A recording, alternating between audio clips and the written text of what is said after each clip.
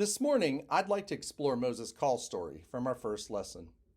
It begins with Moses just minding his own business, doing what he usually did day in and day out, keeping the flock of his father in law, Jethro. And we've all had hard jobs like this. In our younger years, we might have worked in a fast food restaurant, or a grocery store, a farm, or a lawn care service. I worked for Hardee's, then a butcher shop, and finally a paint factory. And the work is hard. It's not always very interesting, but it is essential work. We couldn't survive as a society without these kinds of jobs, but they don't really light us up on the inside. We don't go to work every day thinking, wow, I wish I could do this for the rest of my life. Many of us are fortunate that we've moved on from these kinds of jobs, but there are many people who do them for their entire lives.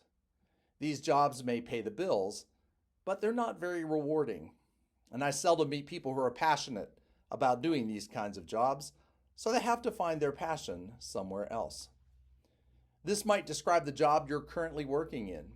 Or if you're retired, you probably worked at least one of these kinds of jobs at some point. So we can sympathize with Moses.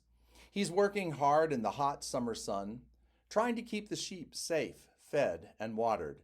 Day in and day out, day in and day out. And I doubt we would hear him exclaim, wow, I wish I could do this for the rest of my life. It may have helped to feed and provide an income for his extended family, but I doubt it was an occupation he was passionate about. Then one day, as he led the sheep to the base of Mount Horeb, he noticed an alarming sight. A bush was on fire. Well, those who have experienced forest fires know what an alarming sight this can be. And we've watched in horror as we saw the photos from Maui, where an entire city was cremated and far too many lives were lost. Earlier this summer, we breathed the smoky air from forest fires burning many miles away in Canada. And I'm sure we thought that if it's this bad here, we cannot imagine what it's like for those who are closer to the flames. That being said, the fire in our gospel lesson was no ordinary fire. It was an alarm bell from God that screamed, "Pay attention to me. This is important." The author of Exodus states it this way: "The angel of the Lord appeared to Moses in a flame of fire out of a bush. He looked, and the bush was blazing, yet it was not consumed." The word "looked" in Hebrew means more than glancing at something out of the corner of our eye. It means to stop what we're doing and pay attention, to inspect, and to discern. So Moses ignored the sheep for just a little while. He stopped his everyday routine and paid attention to the burning bush. He inspected it carefully and tried to discern what it meant. My friends, this story is asking us to do the same. It's asking us to turn our eyes away from the safety and predictability of our everyday lives and pay attention to what's on fire.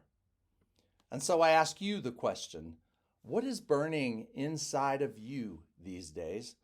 What situation or cause or event has caught your attention so strongly that you cannot look away from it? The interesting thing about Moses' call story is that we have no idea how long that bush was burning. Perhaps others walked by it and hardly gave it a notice. Perhaps they took a picture of it, posted it to Instagram, and forgot about it 2 minutes later. But Moses did not do this. He stopped in his tracks and he paid attention.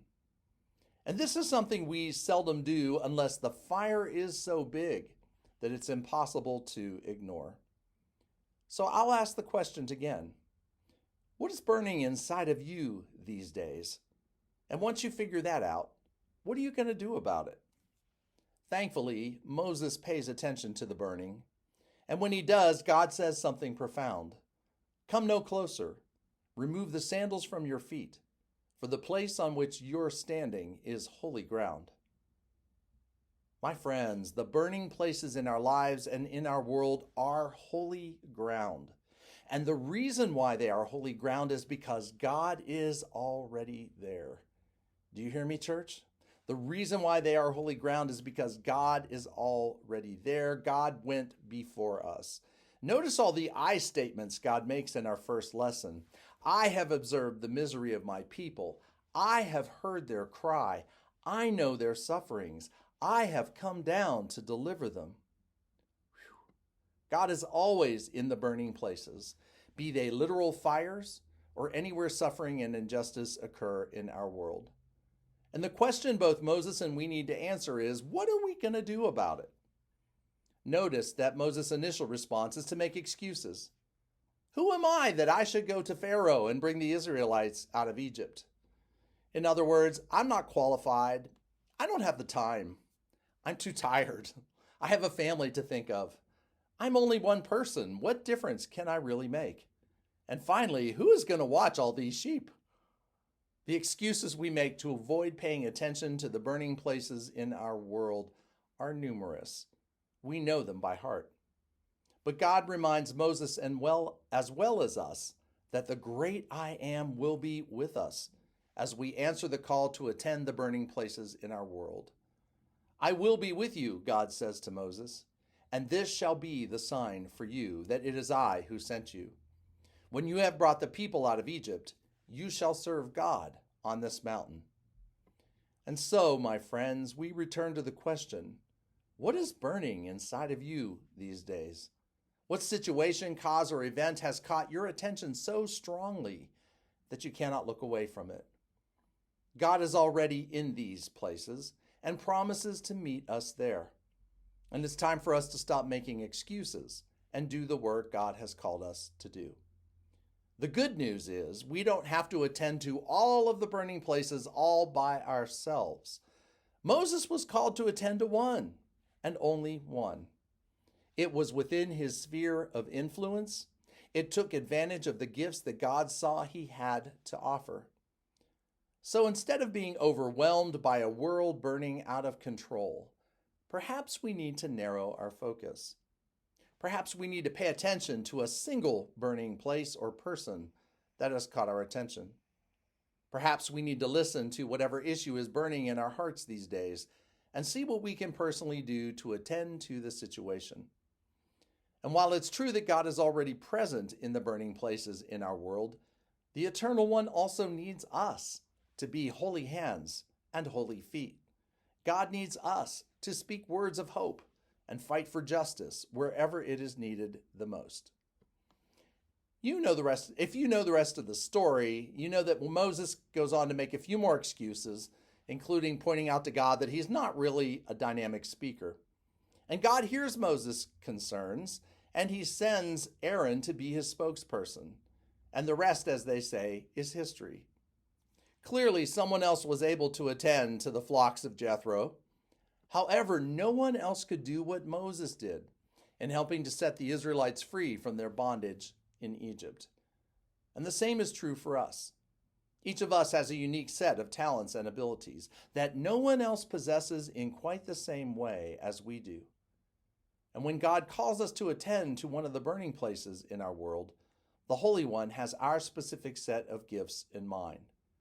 God intends to use us as well as our gifts to be vessels of good news and hope to those who are oppressed and suffering.